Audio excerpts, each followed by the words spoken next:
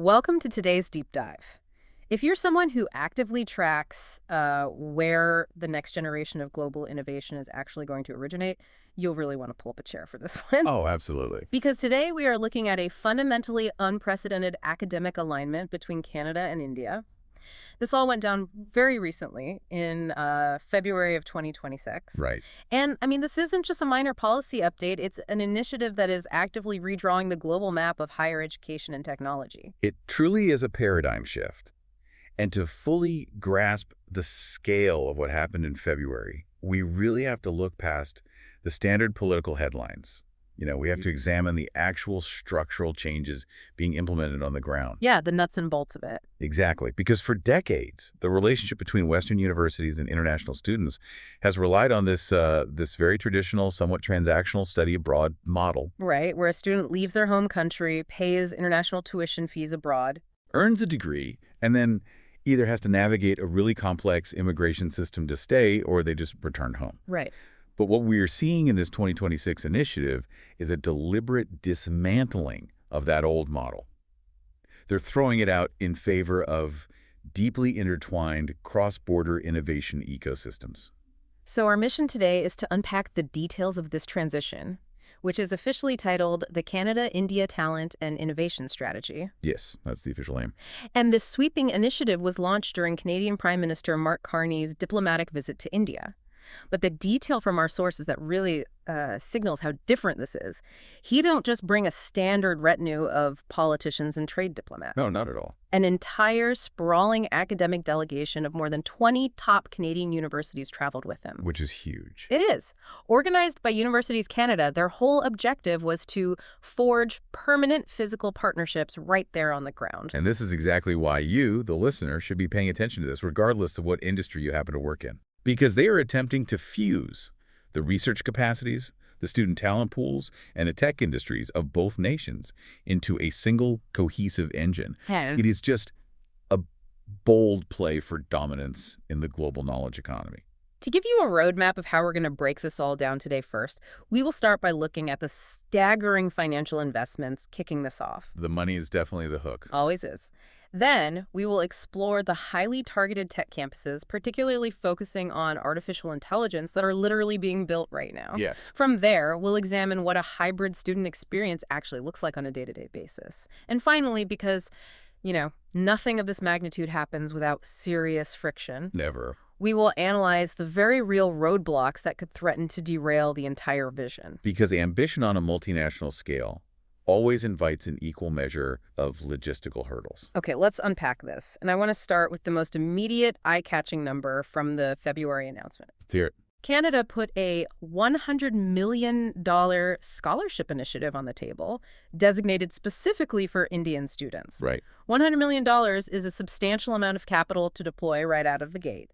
But how does a number like that actually function in the real world of international academia? That is the crucial question. Because that $100 million is not standard financial aid, and it certainly isn't charity. No, of course not. It is highly strategic seed capital. If you look at the language in the initiative, it ties this funding directly to academic mobility and joint research cooperation. Meaning what exactly in practice? In practice, they are using that money to aggressively lubricate the movement of top-tier talent. They want to identify the absolute brightest minds and actively steer them into these newly established collaborative networks. Before competing global markets can snap them up. Precisely. It's a talent grab, but a cooperative one. So I'm curious about the actual institutions involved here. I mean, $100 million is a lot of leverage, but who exactly is building these networks? Well, the roster is what really illustrates the gravity of the situation. The Canadian delegation included absolute heavy hitters. Who are we talking about? You have the University of Toronto, the University of British Columbia, McGill, Dalhousie, and the University of Waterloo. Wow, okay. And it spans the entire country, from Simon Fraser University out on the West Coast, all the way to Memorial University of Newfoundland on the East Coast. Over 20 institutions in total. And on the Indian side? On the Indian side, they are partnering with the most prestigious centers of learning available. We are talking about the Indian Institutes of Technology, often referred to as the IITs. Right. The IITs. Which, for context for you listening, hold a level of global prestige comparable to MIT in the United States. They are elite. You also have the Indian Institute of Science, Geo Institute, and Ashoka University. When you put institutions of that caliber together in a room, it feels like they must be aiming for something much bigger than just agreeing to accept each other's transfer credits. Oh, absolutely. What's fascinating here is the fundamental shift in the underlying objective. Okay. The stated goal in our sources is not student exchange. It is the creation of unbroken research pipelines. Unbroken pipelines, so they're linking them directly. Yes, they are linking an academic lab in Toronto or Vancouver directly to a tech company in Bangalore or Mumbai, and vice versa. It's about deploying collective intellectual firepower to solve industrial problems faster than anyone else. So we aren't just talking about a graduate student writing a theoretical thesis that just sits on a library shelf gathering dust. No, not at all. We are talking about an engineering student writing code in a Halifax lab on a Tuesday and a logistics startup in Mumbai deploying that exact code to optimize their trucking routes on a Wednesday. That is exactly the vision. The turnaround time from academic theory to commercial application shrinks dramatically. Precisely. The integration is designed to be seamless and immediate.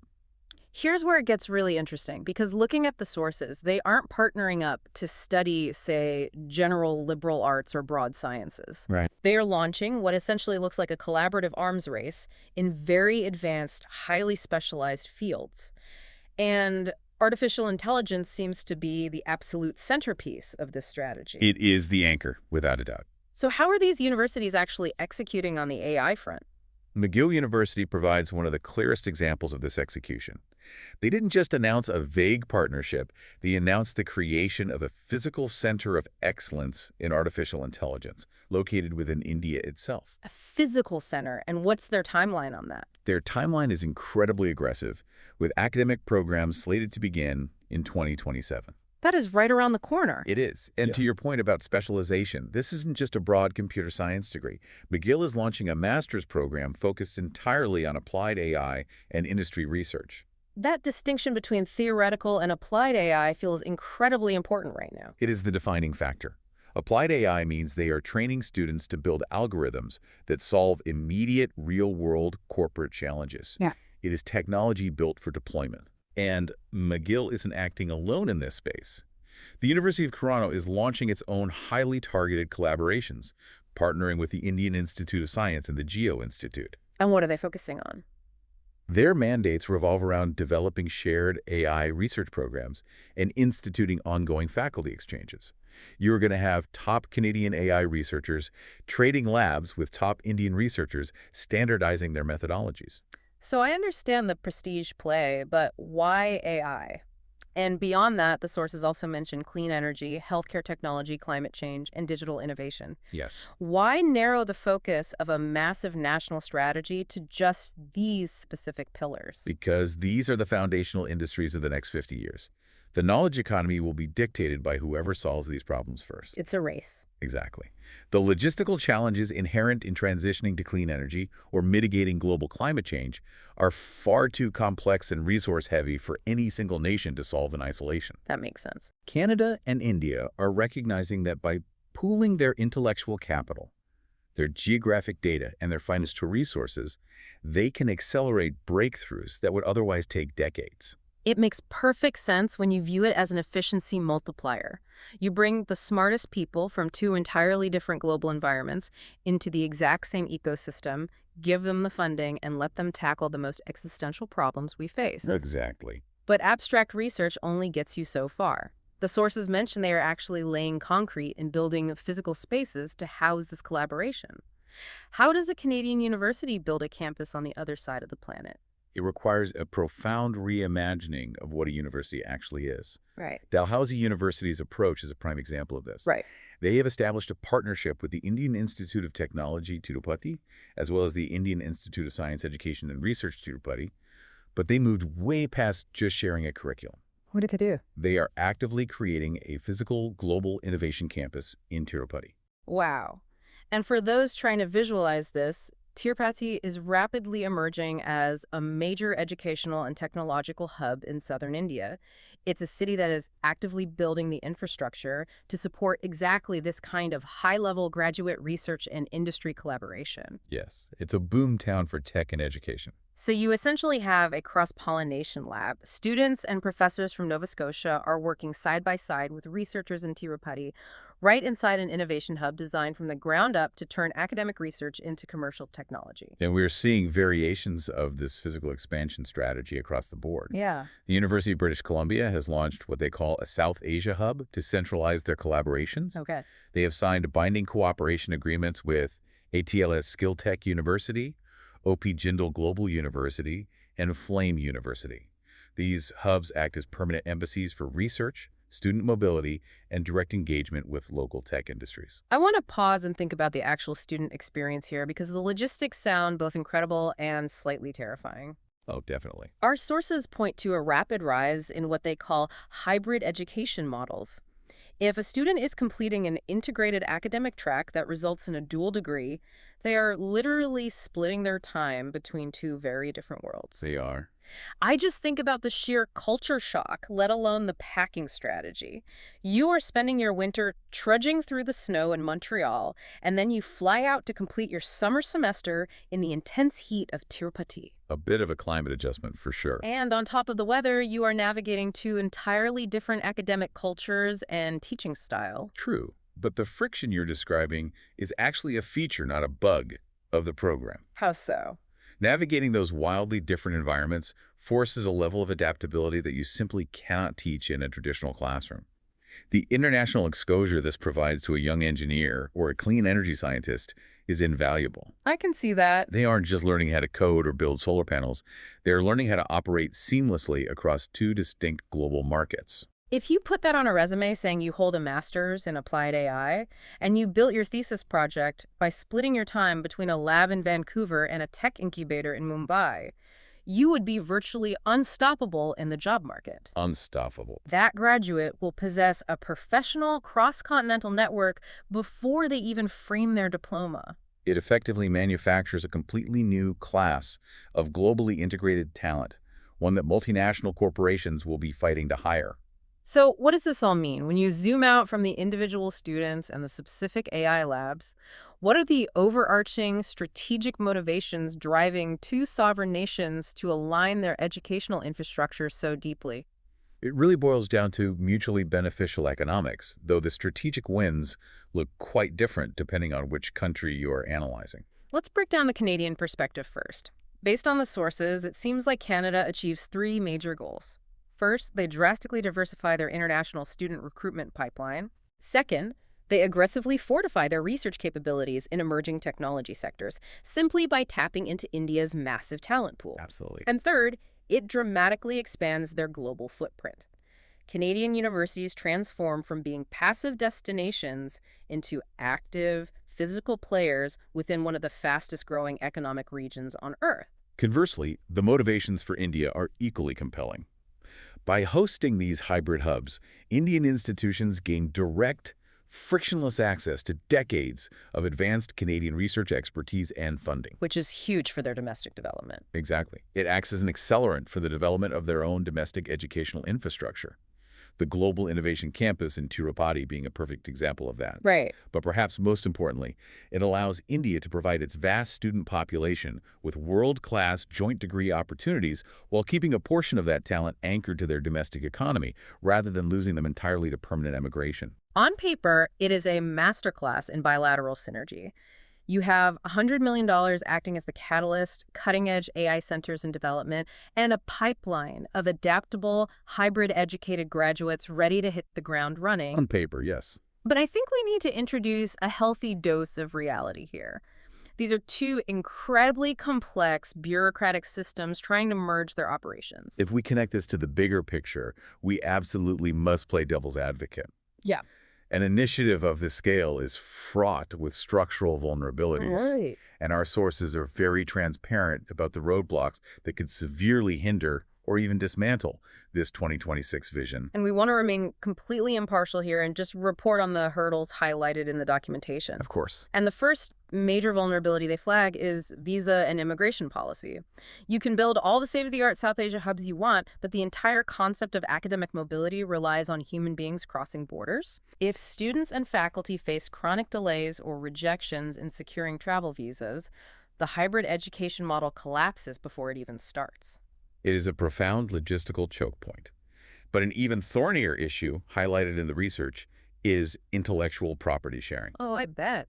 This is where the idealistic vision of collaborative research crashes into the reality of corporate law. Can you walk us through how that actually breaks down in practice? Sure. Let's use a hypothetical to illustrate the complexity. Imagine a graduate student from McGill and a local researcher from the Indian Institute of Science are working together at the new Innovation Campus in Tirupati. Okay, I'm picturing it. Their project is funded partially by Canadian government grants and partially by Indian industrial partners. One afternoon, they achieve a massive breakthrough in solid-state battery technology for clean energy. Holy Grail. Right. It is a multi-billion-dollar discovery. The immediate question is, who owns the patent? Does it fall under Canadian intellectual property law or Indian law? Which university gets the licensing rights? Which government gets the tax revenue from the commercialization? That sounds like a nightmare for the lawyers. It is. Navigating IP regulations between two sovereign nations is notoriously adversarial and can easily paralyze collaborative research if it isn't ironed out beforehand. And even before you get to the billion-dollar patents, you just have the sheer administrative nightmare of aligning academic standards. Oh, bureaucracy. Right. You are trying to synchronize the credentialing processes, the course credits, and the grading curves of 20 different Canadian provincial universities with dozens of Indian central and state institutions. It's massive. It is an administrative marathon just to ensure a course taken in Mumbai counts toward a degree finalized in Toronto. Furthermore, our sources note the unavoidable reality of geopolitics. Any multi-year multinational strategy is inherently vulnerable to diplomatic friction. Which we see all the time. It's exactly. Yeah. Change in government, a trade dispute, or shifting global alliances can drastically alter the enthusiasm for bilateral agreements. A $100 million initiative is an incredibly powerful statement of intent, but it still has to survive the very unpredictable arena of international politics over the coming decade. It is a monumental undertaking, balancing incredible potential against significant bureaucratic gravity. To bring this deep dive to a close, let's summarize the sheer magnitude of the February 2026 alignment. It really can't be overstated. The Canada-India Talent and Innovation Strategy is not merely a diplomatic gesture or a temporary exchange program. It is a structural rewiring of how global talent, research funding, and technological innovation will be generated and shared over the next 10 years. Yes. The network spanning from the University of Victoria all the way to Ashoka University represents one of the most sprawling, deeply interconnected academic collaborations ever attempted. The essential takeaway for you, listening right now, is that you need to factor these joint ecosystems into your understanding of the global market. The brick-and-mortar campuses in Tirupati and the specialized AI master's programs launching in 2027 are not abstract academic experiments. They are highly capitalized, strategically positioned incubators. The real deal. If you're tracking the future of clean energy, healthcare tech, or digital innovation, these cross-border hubs are incredibly likely to be the exact locations where tomorrow's defining breakthroughs are born. The talent pool emerging from this pipeline is going to be entirely unique in its global fluency. Which leaves us with one final provocative thought for you to mull over today. I like the sound of this. We have discussed the mechanics of these hybrid education models, where students seamlessly transition between Canadian and Indian tech ecosystems, earning dual degrees and forging networks in two massive economies simultaneously. Right. But what happens in a few years when these dually trained, globally networked graduates decide they don't want to work for existing corporations and instead start launching their own cross-border startups? That changes the game. Will the next trillion-dollar tech behemoth bypass the traditional hubs of Silicon Valley entirely, simply because it was born natively as a Canada-India hybrid from day one? It is a fascinating horizon to watch. Thank you for joining us on this deep dive. Keep exploring, keep questioning, and always stay curious.